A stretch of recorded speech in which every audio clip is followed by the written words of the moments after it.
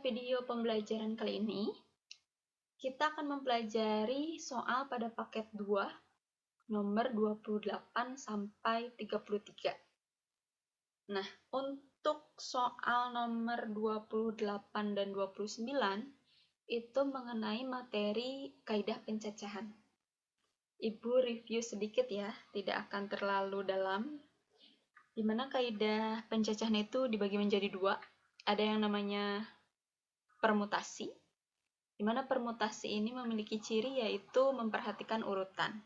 Jadi kalau misalkan ada A, B, kemudian diurutkan berbeda menjadi BA, itu tidak sama. Jadi kalau dalam soal, itu nanti cirinya adalah ada tingkatannya gitu, dalam mengurutkan. Jadi tidak sembarang bisa diurutkan. Nah, untuk rumusnya sendiri, permutasi R objek dari N objek yang berbeda. Dimana rumusnya yaitu P dalam kurung N, R sama dengan N faktorial per dalam kurung N kurangi R faktorial. Tapi dalam video kali ini Ibu tidak akan menggunakan rumus tersebut. Ibu akan langsung menggunakan cara cepat, yaitu dengan menggunakan aturan perkalian. Dimana rumusnya adalah N1 kali N2 kali N3. Begitu. Kemudian yang kedua ada kombinasi. Kombinasi sendiri memiliki ciri yaitu tidak memperhatikan urutan. Nah, jadi kalau misalnya ada A, B, kemudian diurutkan menjadi BA, yaitu sama saja gitu. Jadi kalau dalam soal cirinya itu tidak ada tingkatannya. Jadi bebas urutannya ya, karena barangnya atau objeknya sama, itu saja. Nah, untuk rumusnya, kombinasi R objek dari N objek yang berbeda, C dalam kurung N, R sama dengan N faktorial per dalam kurung N kurangi R faktorial kali R faktorial. Jadi kalau misalnya di sini tanda seru itu dibaca faktorial. Contoh nih, kalau misalnya kita punya 5 faktorial, itu sama dengan 5 kali 4 kali 3 kali 2 kali 1. Jadi perkalian mundur sampai angka 1.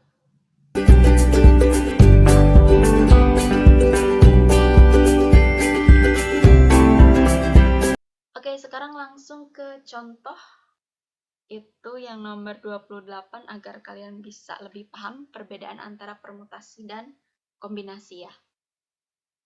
Seorang ibu mempunyai 3 buah baju batik, 4 celana panjang, dan 2 sepatu. Banyak cara komposisi pemakaian baju batik, celana panjang, dan sepatu yang dipakai ibu adalah. Nah, sebelum mengerjakan, kita analisis dulu soal tersebut. Di situ ada objeknya baju batik, celana panjang, dan sepatu. Kalau kita mau memakai ketiga barang tersebut, itu ada aturannya, ada tingkatannya, yaitu baju batik dipakai di atas celana, kemudian celana dipakai di atas sepatu. Jadi itu urutan. Jadi tidak sembarang kita memakai baju, celana, sama sepatu ya. Jadi di sini termasuk permutasi karena memperhatikan urutan gitu. Nah, tadi Ibu bilang bahwa Ibu tidak akan memakai rumus permutasi yang ada faktorialnya. Tapi langsung ke cara cepat yaitu menggunakan aturan perkalian. Ini lebih simpel. Jadi rumusnya adalah N1 kali N2 kali N3. Di mana N ini adalah banyaknya objek yang dibicarakan gitu. Nah, kalau misalnya kita tulis N1 itu adalah baju batik, N2 celana panjang, sedangkan N3 adalah sepatu. Di mana baju batik itu banyaknya ada 3, celana panjang itu ada 4, sepatu itu ada 2 gitu. Ya, namanya juga aturan perkalian, berarti banyaknya ketiga objek tersebut kita kalikan. 3 kali 4, 12, 12 kali 2, 24. Jadi isinya adalah 24 cara.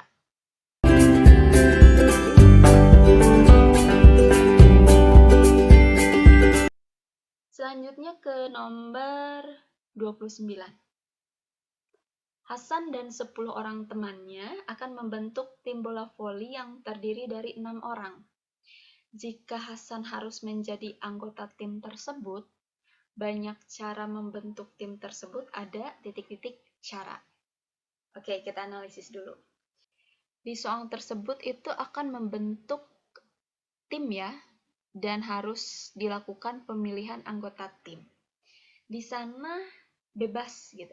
Pokoknya dari Hasan dan 10 orang itu akan dipilih menjadi anggota tim. Jadi tidak ada yang jadi ketuanya siapa, yang jadi penyerangnya siapa. Jadi tidak ada posisi atau tingkatan tertentu. Maka dari itu, soal tersebut masuknya ke dalam kombinasi. Karena siapa saja bisa menjadi anggota tim gitu. Tidak ada tingkatannya, tidak ada posisi apa-apa. Nah, kalau kita sudah tahu rumusnya, yaitu dengan menggunakan kombinasi, sekarang untuk selanjutnya kita harus menentukan N dan R-nya. Di mana N itu adalah keseluruhan subjek. Nah, di situ awalnya N-nya itu ada 11. 11 itu dari Hasan dan 10 orang temannya. Jadi Hasan ditambah 10 orang jadi 11. Kemudian R-nya itu 6. Karena anggota tim bola voli itu ada 6 orang, termasuk Hasan. Nah, kemudian ada kata-kata jika Hasan harus menjadi anggota tim. Berarti Hasan sudah pasti menjadi anggota tim tersebut, gitu. Karena Hasan sudah masuk anggota tim, berarti sekarang N-nya adalah 10, gitu. Sedangkan untuk sisanya 5 orang lagi yang belum masuk ke dalam anggota tim gitu. Jadi sekarang kita akan memilih 5 orang dari 10 orang gitu. Karena Hasan sudah masuk, gitu. Sudah pasti jadi anggota tim. Gitu. Sehingga langsung kita masukkan ke dalam rumus. N-nya 10, R-nya 5.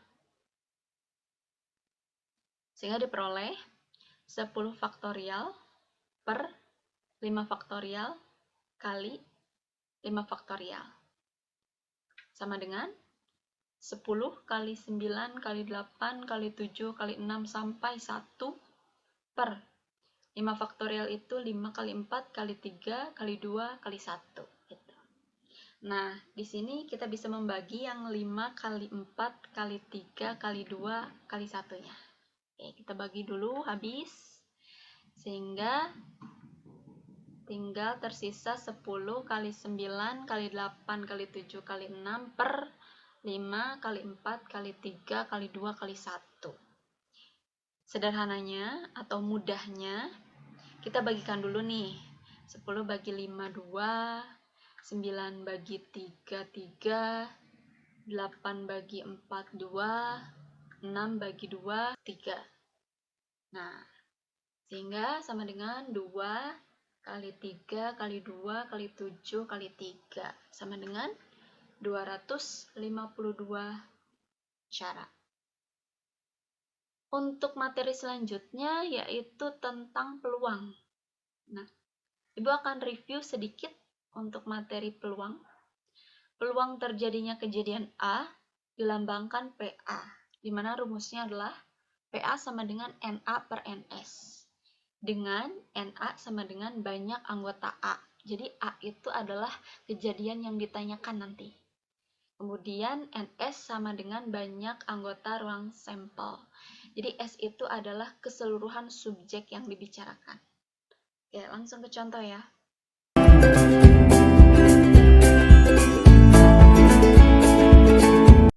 Nomor 30. Seorang guru mempunyai 10 kartu yang diberi nomor 1 sampai 10 untuk undian pengerjaan soal. Jika seorang siswa mengambil satu kartu secara acak, peluang terambil kartu bernomor bilangan prima adalah Langsung kita selesaikan, di mana pakai rumus peluang ya. Tadi PA sama dengan NA per NS. Nah, sekarang kita tentukan dulu A-nya, di mana A itu adalah kejadian yang ditanyakan. Yang ditanyakan itu adalah kejadian terambilnya kartu bernomor bilangan prima dari yang tersedia. Yang tersedianya itu dari nomor 1 sampai 10. Nah, yaitu 2, 3, 5, 7 gitu. Perlu diingat, bilangan prima adalah bilangan asli yang faktor pembaginya adalah 1 dan bilangan itu sendiri. Nah, jadi antara 1 sampai 10 itu yang termasuk bilangan prima hanya ada 4, yaitu 2, 3, 5, dan 7. Sehingga NA-nya adalah 4 buah. Kemudian untuk S sama dengan subjek yang dibicarakan, totalnya gitu. Total kartunya ya ada 10, yaitu kartu nomor 1 sampai 10. Kalau sudah ketemu NA dan NS-nya, langsung kita masukkan ke dalam rumus.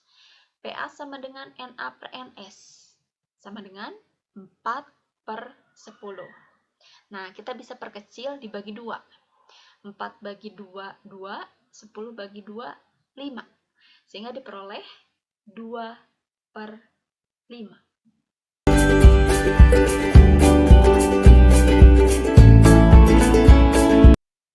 Oke, untuk nomor 31.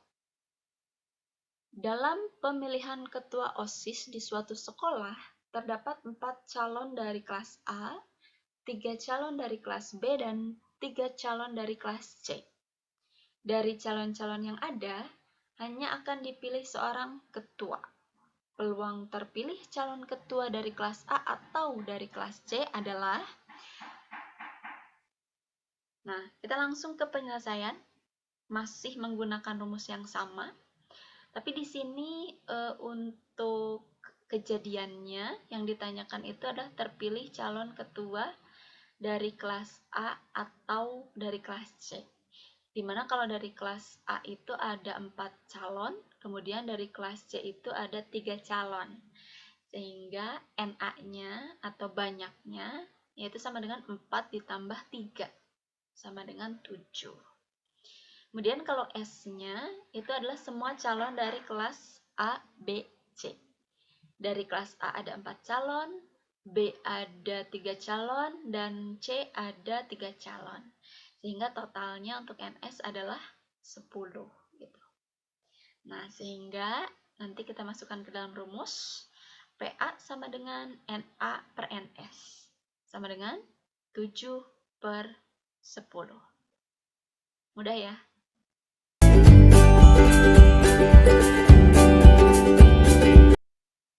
Selanjutnya nomor 32.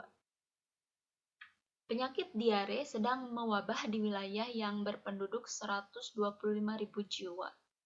Berdasarkan hasil penelitian seorang ahli kesehatan, peluang seorang penduduk wilayah X terjangkit diare adalah 0,31.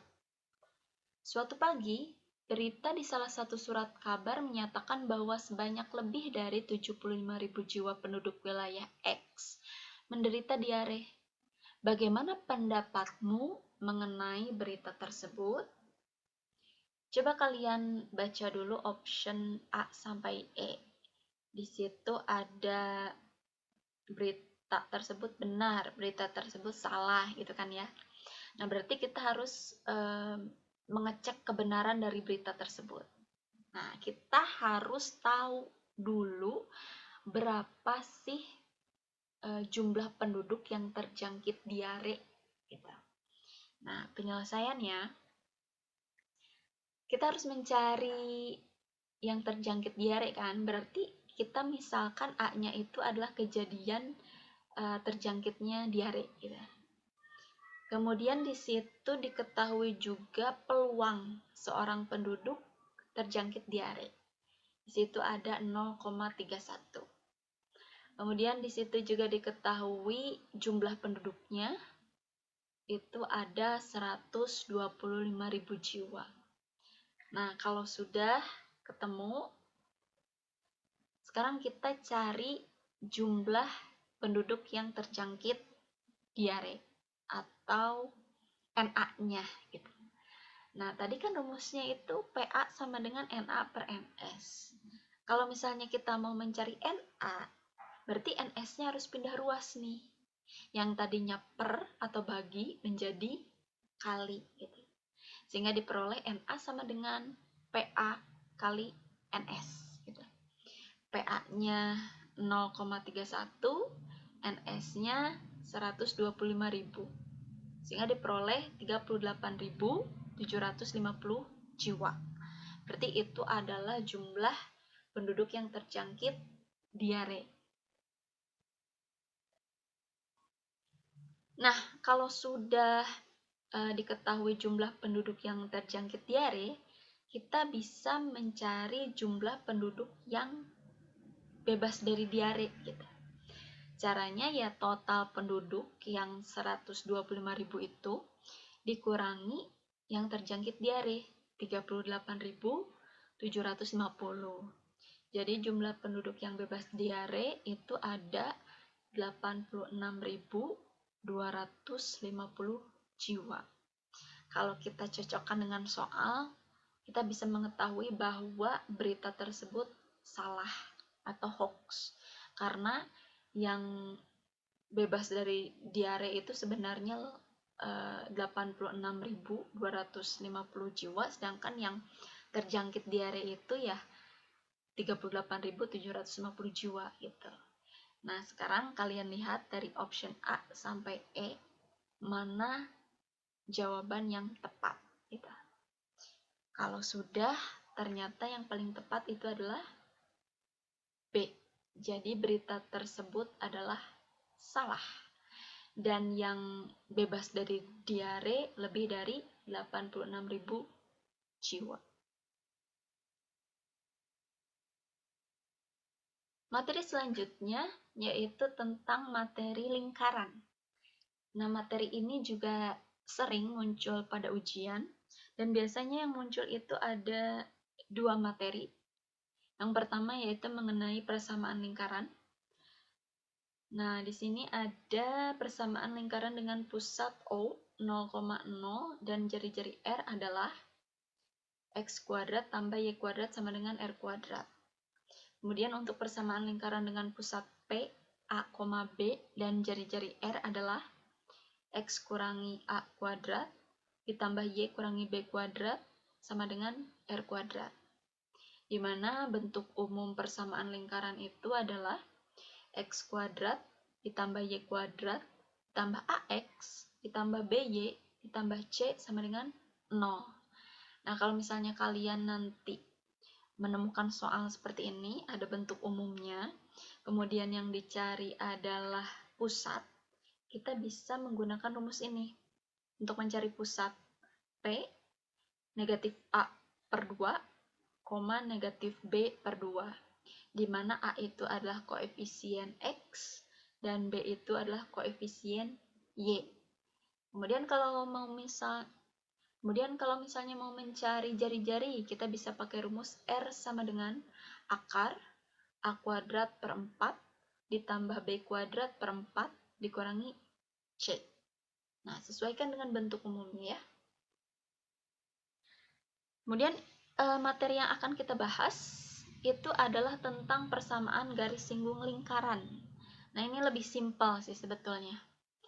Di mana persamaan garis singgung lingkaran X kuadrat tambah Y kuadrat sama dengan R kuadrat melalui titik X1, Y1 adalah ini rumusnya. X1 kali X tambah Y1 kali Y sama dengan R kuadrat.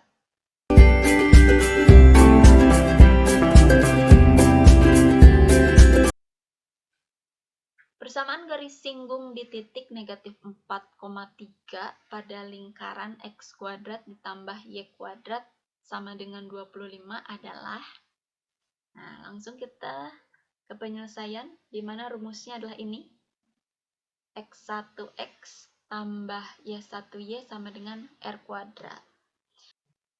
Oke, persamaan lingkaran itu X kuadrat tambah Y kuadrat sama dengan R kuadrat ya.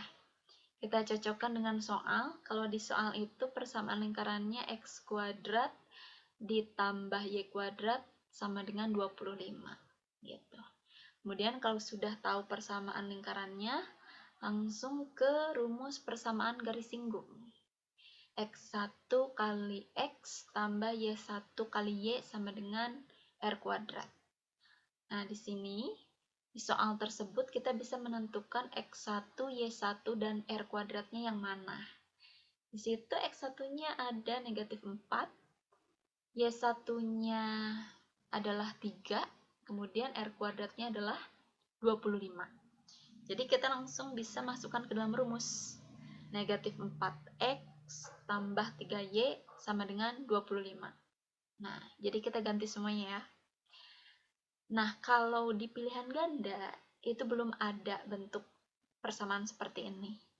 Berarti kita harus pindah ruaskan negatif 4X sama 3Y-nya. Yang tadinya di kiri menjadi kanan. Oke, jadi seperti ini. Yang tadinya negatif 4X menjadi positif 4X. Kemudian positif 3Y menjadi negatif 3Y. 25-nya kan tidak pindah ya, jadi tetap positif. Ditambah 25. Oke, sesuaikan dengan option A sampai E di soal, sehingga diperoleh hasilnya adalah 4X kurangi 3Y tambah 25 sama dengan 0.